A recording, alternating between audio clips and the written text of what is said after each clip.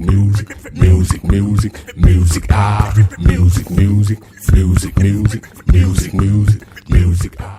Yo, slam everybody, yéen a ngi ci YBE TV dans l'émission Music Art présentée par Mr T-Rex. ñoo ngi tey ci deuxième volume boo leen xoolee fii nii verdure bu rafet bi hôtel yu nice yi war ngeen deviner fan lañ nekk ba tey ñoo ngi biir Ziguinchor ba tey bi mooy deuxième numéro bi avec un artiste boo xam ni mun naa wax ni ñi nga xam ni xam nañ hip hop Ziguinchor ci boppam xam nañ ñi nga xam ni ce sont des artistes de valeur ñu am talent buñ ko gisee dinañ ko reconnaître comme je dis toujours valeur artiste du ki nga xam ni moo la ëpp visibilité wala moo la gën a siiw mais mi ngi nekk ci œuvre bi muy def te boo leen ko dégloo fii ak ci kanam par rapport ak interview bi par rapport ak ay son yi nga xam ni dinañ ko balancer di ngeen xam ni c'est un artiste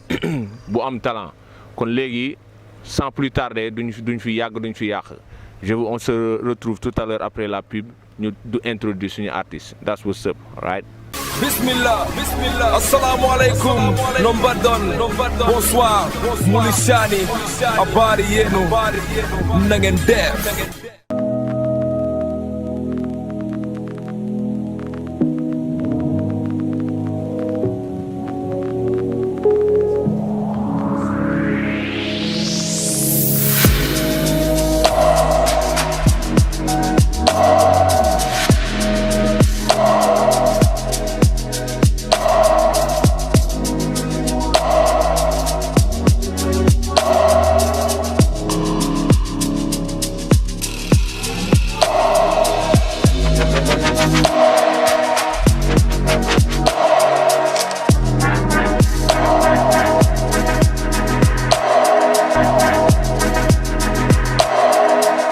Everybody ñu dellu si waat fii comme ni ma ko waxee woon tey suñu artiste bi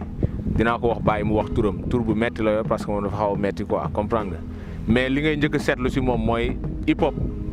du kese téye micro kese du grave kese hip hop day feeñ si accoutrement hip hop day feeñ si style hip hop day feeñ si façon de vivre te moom boo ko xoolee da ngay gis hip hop loolu dañ koy soxla tey de nos jours parce que gis nañ ni hip hopeurs yi bees yi seen accoutrement leneen la lay jox te loolu dafa bokk si rap nit di la gis ni kii nii li muy représenté lii la sans même mu def ko kon pour bañ a guddal wax gi on s'en va vous le présenter Mr. Know how we rap it, nigga. You got your boy GUNSMITH Gunsmith from Deadly Combination, representing Hariala, Dakar, Ziguinchor, Casamance, Bukot. Alright. Yeah. Présentation big boy kaana wena de dañ ko defal kii defal ñu translate man c'est-à-dire maanaam traduire ko Gunsmith bu ñu waxee Gunsmith lan ngay what you mean by Gunsmith lan ngay déggee par Gunsmith lu tax tur boobu. Ok bon loolu gars yi yàgg nañ faral di ma laaj loolu noonu quoi bon le choix de Gunsmith ñëwul nii rek par hasard quoi donc neem la bi nga xamante ne déjà ñëpp bu ñu ko déggee xam nañ ne c'est un nom anglais quoi mais ñu bëri na dañ koy jaawale ñaari mots quoi parce que dañuy yaakaar ne dafa am gun am Smith non benn mot la nag c'est collé quoi Gunsmith première étymologie bi muy signifié mooy bouclier quoi maanaam tey jii voilà le protéger quoi mais si deuxième signification bi aussi moom mooy maanaam fabricant d'armes quoi. Yeah, mi ngi cool parce que comme je dis man yàgg naa wax ni artistes yi ñoom seen bopp ak kàllaama bi ñuy utiliser musique bi ñuy yor musique bi arme la quoi parce que comme je dis rek flow bi nga yor mën na représenter l'arme que tu as lyrics yi nga xam ni ñoom ngay wax mu représenter les balles façon bi ngay manier l'arme mu nekk la technicité bi ngay apporter kon loolu da lay wan ni ñun am nañ benn arme boo xam ni muy musique bi ñuy def quoi léegi soo ma doon wax ci Gunsmith par rapport ak style bi muy def par rapport ak jaar-jaaram par rapport ak ndax mës nga nekk ci groupe ndax toujours te dans ce groupe comprendre nga ak lan moo nekk philosophie groupe boobu nga xam ne moom nga bokk ndax philosophie groupe bi c'est la même chose que en solo wala lenn la loo xam ne c'est deux choses différentes. Ok Rex bon yaakaar naa question boobu noonu naa sawar tontu quoi ndax xam naa gars yi bëri ñu may seetaan à travers xam rek le petit écran ils vont se dire que gars bi xanaa léegi solo lay def wala affaire yu demee noonu mais qu'ils sachent que maa ngi si crew ba léegi quoi maa ngi évoluer en crew mais aussi des fois damay sentir xam rek le besoin def ay produits yoo xamante ne solo laa koy def quoi mais maa ngi ci crew ba léegi bu ñu naan Deadly Combination mi ngi basé wu fii xam nga rek Ziguinchor plus précisément à Boucotte quoi. Ok question bi may posé mooy est-ce qu'un artiste peut évoluer dans un groupe avec un style boo xam ne ak concept bu diamétralement opposé ak boo xam ne dafa nekk solo c'est-à-dire mën nañ gis benn artiste muy woote genre style bu trop hard trop dur par rapport ak engagement bi dans un groupe en même temps mu génn solo di def loo xam ne c'est diamétralement opposé ça genre style def li nga xam ne moo xew lu tendance lu fun est-ce que loolu c'est faisable est-ce que par rapport ak si côté mind par rapport au public bi la yàgg suivre parce que comme tu vois Sénégal bu ñuy topp groupe lañ lay topp par rapport ak philosophie dañuy gis nga yow ngay follow benn philosophie boo xam ne da ngay incarner yow yaay représenter le bas peuple par rapport ak say messages dans un groupe boo tëbee léegi évoluer en solo di def beneen message boo xam c'est plus fun c'est plus pousser les gens vers le xam nga tendance lu fun lu xam nga lu happy xam nga wax affaire vie bu nice bi est-ce que loolu c'est concevable fii nii Sénégal par rapport au public bi pare nañ pour loolu. ok Rex bon je crois que loolu noonu yomb na quoi yomb na maanaam pour public bi xam ni nit ku nekk ci crew ak ku nekk di def solo y a une différence quoi parce que déjà boo nekkee ci crew doo am certaines libertés yi doo ko am quoi tey jii di nga bëgg a développer yenn produits yoo xamante ne yow sa feeling bopp ngay bëgg a demee mais doo ko mun quoi parce que crew bi dafa am benn concept bu ñuy défendre dafa am benn genre style musical bu ñuy incarner tamit quoi par rapport ak ki nga xamante ne moom mooy def solo moom il peut avoir xam nga rek benn aisance bi nga xamante ne son bu ko neex lay def quoi genre style bu ko neex lay def. léegi la question que je me pose mooy au sein de Ziguinchor parce que dama jël exemple ci Dakar di nga gis ay secteurs yu mel ni ay Parcelles am nañ seen style façon de rap boo xam ni dañ naan leen Parcelles lii ñiy def lii seen flavor la. nga jël exemple ay Thiaroye am nañ seen flavor li ñuy représente par rapport ak dénoncer affaires yi xam nga ils sont pas peut-être li nga xam ne au départ nekkuñu trop ci affaire de style ay affaire ils sont plus ci côté dénonciation nga jël yeneen secteurs yu nekk comme ay Beer Town nga gis ñoom ils sont ci côté blow question genre jàpp yooyu est-ce que loolu dañ koy retrouver fii ci biir Ziguinchor. Oui, bien sûr. Parce que tam léegi faut qu'on se dise la vérité parce que léegi lu xew Dakar léegi da ngay toog ci ay secondes mu fekk si la fii parce que léegi xam nga rek à travers les réseaux sociaux xam nga mooy loolu donc léegi maanaam gars yi am nañ léegi freedom bi am nañ maanaam découverte yu bees yoo xamante ne am nañ ko léegi quoi maanaam fii Ziguinchor léegi mu ngi gis boo xamante ne day blow ba nga yaakaar ne moom yaa xam blow sax booy temps te fii booy aussi xam nga rek ils l'ont dans le sens quoi booy bu mu paree pour blow dañuy gis. mais je crois que comprendre 100% la question mooy est-ce que si biir Ziguinchor am na ay dëkk comme ay Boucotte bii ñu dal am na ñoom seen particularité façon de rapper par rapport ak si flow bi par rapport ak beat yi ñuy utiliser nga dem beneen town bu mel ni Colobane fii est-ce que ñoom seen style ute na différemment ak lu Boucotte di def ndax mën nañ gis différents styles différents feelings par rapport ak ay dëkkuwaay wala Ziguinchor bi yëpp même genre jàpp bi la ñu am. ok comprendre maa ngi doon comme fi ngay tegee quoi maanaam yow si côté direction musicale bi ngay wax quoi ok nice ok d'accord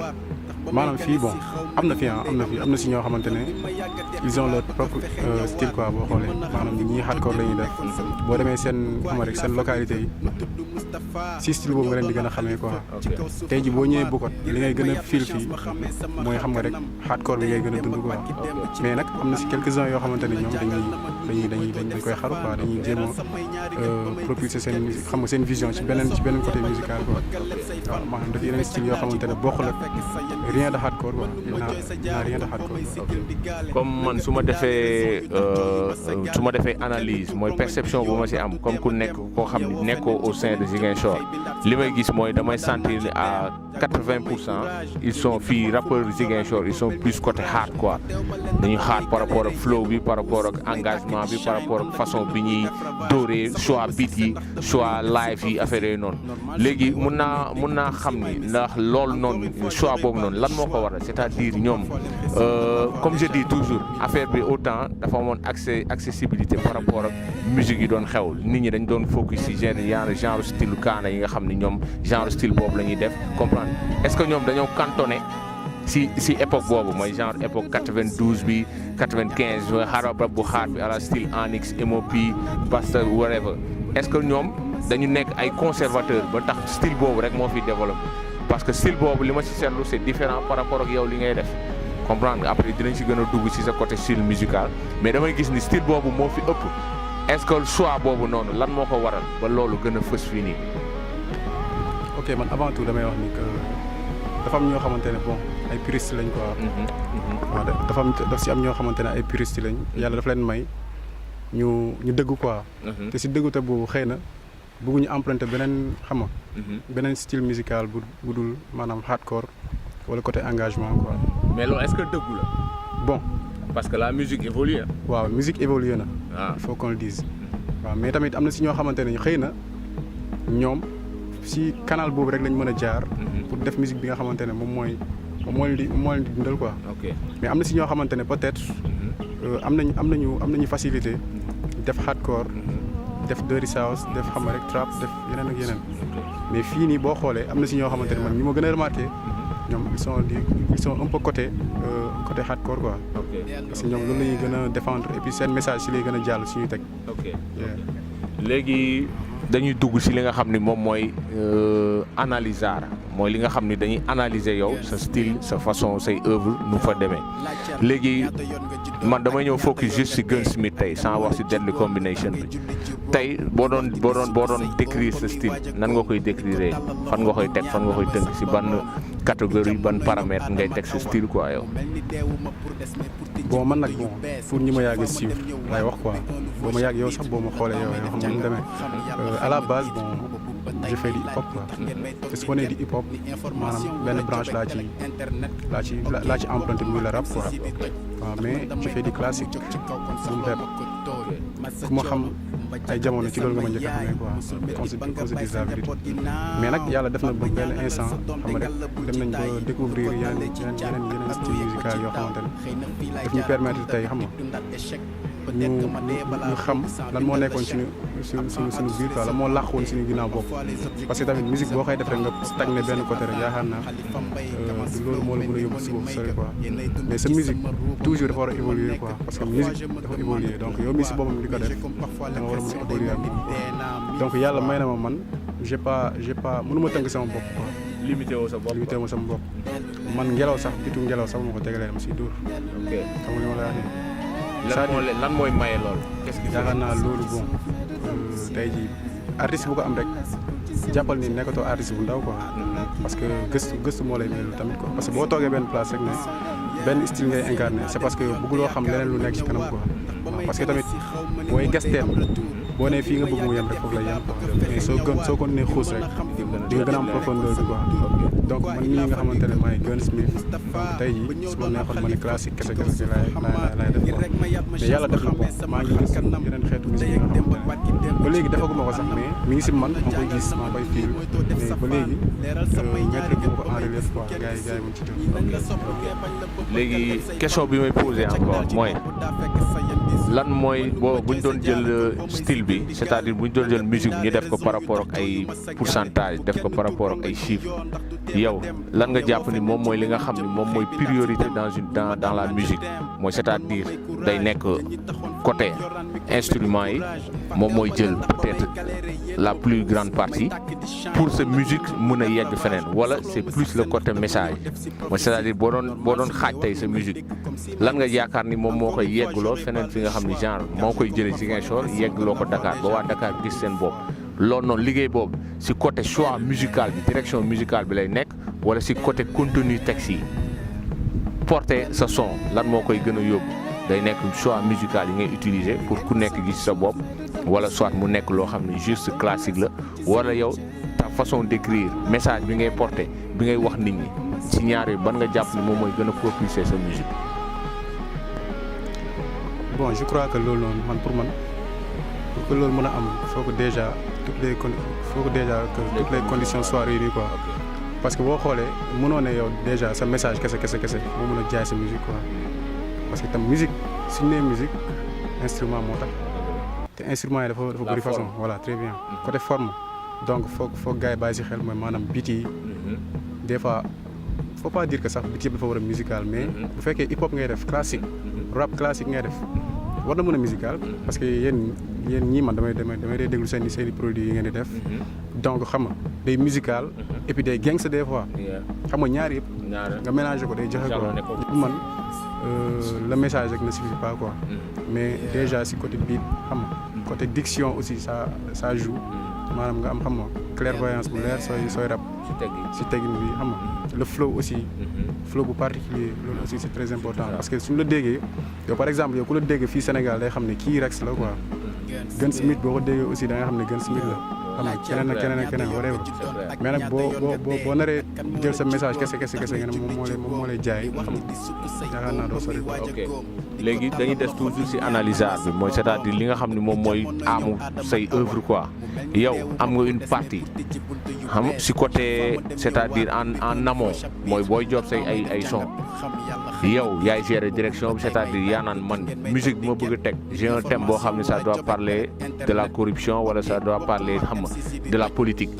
choix beat bi yow da nga ci am wàll c'est-à-dire yow yaay job affaire bi sa main ne man son bi may teg nii c'est un son boo xam ne engagé musique bi nii laa bëgg mu mel partie bi may teg premier couplet bi dafa war a am lii deuxième couplet bi refrain bu ñëwee dafa war a joxe leneen est-ce que yow am nga wàll ci conception musicale yi ngay teg yow wala juste da ngay dem studio wala ay beatmaker envoyé lay affaire nga jël say affaire teg ko ci. mais tam Rex à quoi ça sert d'être un artiste boo nekkee artiste il faut savoir créer. mais tous les rappeurs ne sont pas des artistes. Ouais, bon loolu ñoom la quoi mais man en tant que Gun Smith je ne vais pas dire que je suis un. tu te prônes plus artiste que rappeur quoi. très bien parce que boo nee différence. waaw boo nee artiste rappeur rek yaakaar naa wax na lépp quoi mais soo nee rappeur rek tout court yaakaar naa rappeur nga da ngay dem. yow daal waaw artiste rappeur man artiste rappeur la quoi. parce que être un rappeur aussi tamit ne suffit pas mais boo nekkee artiste rappeur yow nga dem studio proposer sa benn par exemple beat ki nga xamante ne mooy ingénieur de son bi yaakaar naa yow mi ko proposé am nga si benn part bu de responsabilité boo xamante ne aussi tamit yow da nga koy wax ne ko carrément man jël naa engagement que beat bi mu am lii quoi bu ko defee xam nga boobaa moom bu gisee ne lii nii mën na doxal sa beat bi wala mën na doxal sa beat bi moom yokk ko si quoi yaakaar naa loolu mooy création mais faut pas toujours ñu jël li nga xamante ne rek xam nga am na fi quoi maanaam gars yi dégg nañ ko ba pare mais il faut savoir créer man pour man définition artiste la loolu artiste égal créateur quoi. exactement kontaan naa ci question parce que comme je dis jamono bi ñu toll peut-être auparavant tu pourrais te pour nu mu tudd sax réclamer rappeur nga yem ci bind say texte et puis jeex na quoi comprendre yow sa yoon nekku ci biti mais musique moo évolué te musique bi évolué en même temps rap bi ñu nekk dafa évolué ba dafa am yeneen genre feeling yu ci ñëw dugg da ngay gis léegi lépp fusion la comprendre nga léegi ci wàllum côté boobu noonu yow li ngay wax ni côté création say conception sound nan lay demee parce que comme je dis am na benn morceau boobu mujjee génnee bu tudd xaw ma genre yëngal wala feccal faxasul ok ba presque nga ko ci concert bi passé son boobu li ma ci seetlu mooy déjà dama gis ay arrangement yu différent ci biir son bi arrangement yu différent ak tamit ay rythme yu différent ci même musique boo xam ne am na une partie boo xam ni teg nga dem ba ci digg bi changer rythme boobu nga en même temps nga changer ta façon de poser lan mooy objectif loolu peut-être da nga bëggoon jalonner ci entre style yu bëri wala da nga bëggoon créer benn style boo xam ni ça t'est propre comme je dis rek dañu toll ci jamono boo xam ni artistes yi dañu war a gëstu musique yi ñuy teg comprendre na yamatul kese ci bind kese mais univers musical bi dafa war a am lu muy joxe conception musicale boobu nan la demee da nga ci job ak kenn koo xam ni moo gérer direction bi wala yow la majeure partie yow la.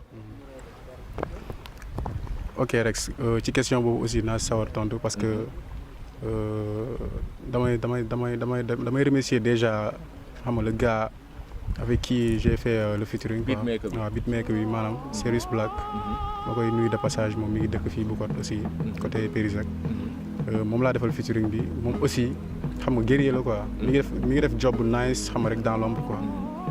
donc gars boobu gars yi xamaguñ ko yaakaar naa. ok. loolu moo gënoon tax sax ñu def featuring parce que gaan bi nga xamante ne la dafa am talent. aussi gars yi gisaguñ ko bu baax quoi da ko gis ci suuf nii rek dañ koy dégg ci suuf. donc ma am choix wu beat boobu noonu man déjà man ak moom dañoo amoon même vision boobu noonu ci sound bi mais amuñu woon nag couleur bi quoi. ok mais bañ demee ba ci biir ci laa ko ne BPM bi maanaam xam nga tempo bi. rythme bi na demee nii quoi. léegi teg nañu loolu noonu grosse caisse yi ñëw na gi ma affaire yooyu noonu léegi couleur bi moo desoon moom sax toog na kërti na ba sonn dama instant yi maa ngi wër de mais amaguma dara quoi léegi si laa ko ne xam nga rek très bien noonu la demee effectivement léegi xam nga rek au fur et à mesure dañuy toog di creuser maag moom ñi xëccante di xëccante ba affaire yi di génn naa gannaaw mais boo xoolee presque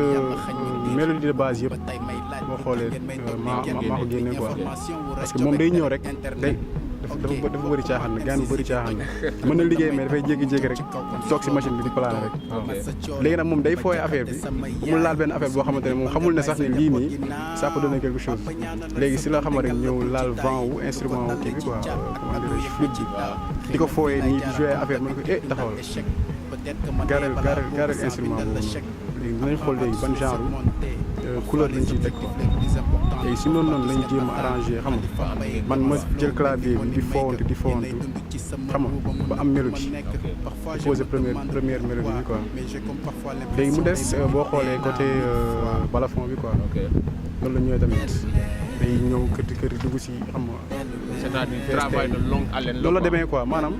dañ toog maag moom di ko xëcc ndànk-ndànk mu ñëw quoi parce que xëy ñu nii rek taf-tafe affaire yi tamit moo tax feeñ na quoi comme je dis rek c'est le travail qui paye travail bi nag boo liggéeyee dara nit ñi bu ñuy génnee ñu xam musique nañ xam ne kii il a pris la peine ba liggéey ko quoi soreetul ñu ngi ci jeexintal émission bi ñu nekk ci côté bi nga xam moom lañ tuddee entre critique car mooy c'est-à-dire boo doon def yow critique ci sa propre musique ci sa style lan mooy critique lan nga jàpp ni des na ko war nga ko améliorer. ok man su may wax côté peut-être dinaa ne expérience moom la si quoi parce que je ne vais pas dire que bu ma rap mais su fekkee je ne suis pas le meilleur rappeur au monde sax mais je sais que am na loolu waaw xam naa rap quoi je sais rapper quoi donc du ma jaay sama bopp du ma vanté wu mais expérience yaakaar naa mooy lépp quoi ci côté yëpp ci domaine yëpp côté flow côté écriture xam nga côté très bien côté choix musical lépp tout même ci côté beatmaking parce que tam choix beat yaakaar naa mooy lépp quoi boo bu la yàlla may nga am choix beat bu cool rek yaakaar naa après ay it rek ngay def quoi loolu c'est clair donc man loolu laay ñaan yàlla quoi mu gën a yomb ça viendra l'expérience fait la différence léegi pour jeexal dañuy wax nga may ñu benn verse vite fait rek benn affaire ñu xool façon de poser bi de quelques secondes léegi dama leen di tàggu avant moom muy pare nga xam ne couplet bi la ñuy tëjee comme je dis toujours ñoo ngi woon Ziguinchor si ay dil yoo xam ne dilu YBE TV pour juste rek yóbbu hip hop Galsen fu gën a sori pour ñi nga xam ni ñooy fans yi ñu mën a am seen artistes yi fii nii commencé nañ la tournée avec Elzo li koy topp dina am ay ñoom Akil dina am ay yeneen artistes whatever artistes yi ngeen bëgg yëpp dina leen indi seen temps pour clôturer série bi nga xam ne moom mooy série 2 émissions yi ak Musicar ak Gunsmith suñu artiste maa leen di jox rendez-vous next time Musicar YBE TV di leen bàyyi ak moom mu may leen verse bu seri. mais yow yaay xool ban genre style boobu may la. may ma lu la loo sentir. loo sentir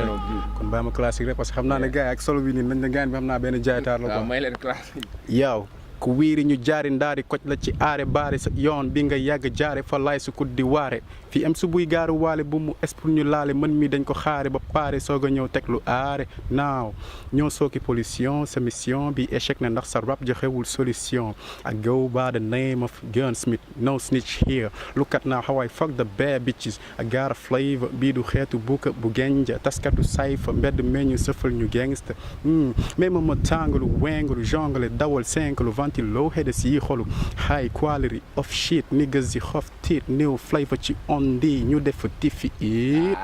niggas from a bad spirit tell me who can do it like this just like I do it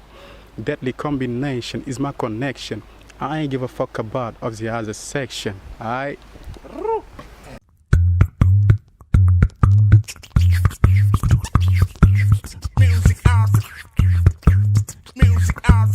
Music, music, music, music, music, music, music, music, music, music, music, music, music, music, music,